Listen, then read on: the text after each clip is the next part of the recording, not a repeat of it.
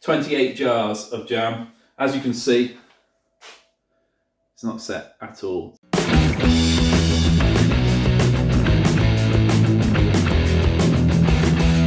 Okay, so I had a bit of a jam making disaster this morning. I made 28 jars of Damson jam.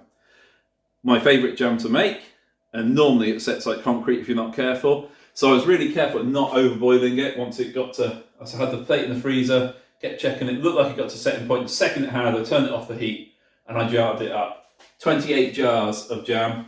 As you can see, it's not set at all. So this is a real annoyance for me. So, not all is lost, thankfully.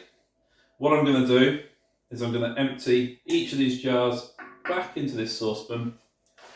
I'm going to wash all the jars in the sink, and then I'm going to put them back in the oven to sterilise. I'm going to boil this jam up, get it back to where setting point is, and then just go through the process again of checking for setting point and bottling that up to make some nice jars of jam. It's worth doing.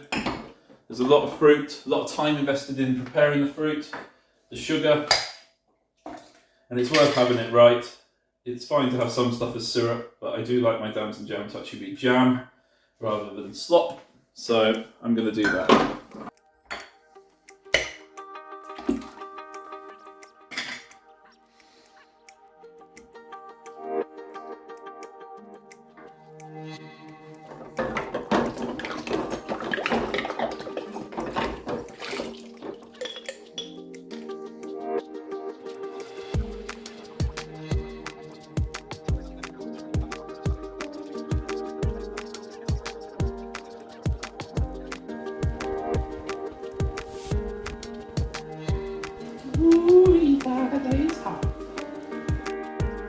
Okay, so I've got it up to a good rolling boil again. All the jam that didn't set is in there. We'll get a plate out of the freezer now.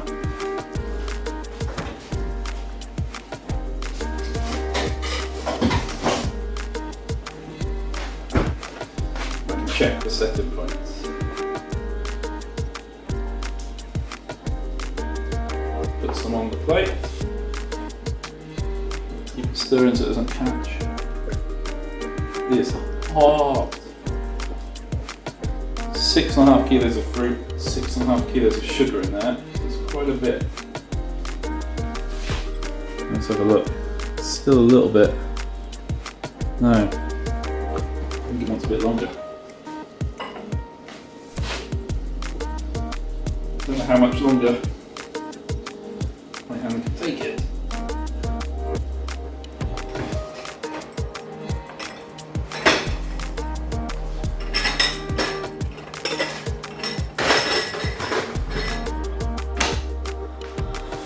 Got another one. Let's see, I don't know how well you can see that on the camera. It's wrinkling nicely. Not dripping off too quick, so I'm going to call that done. I'm going to turn that off the heat, but leave it on the hob.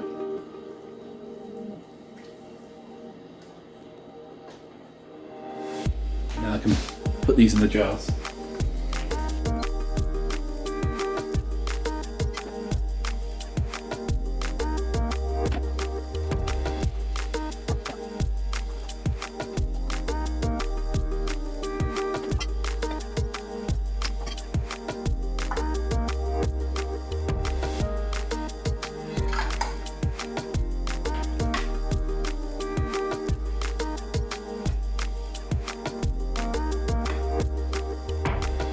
Got them in the new jars.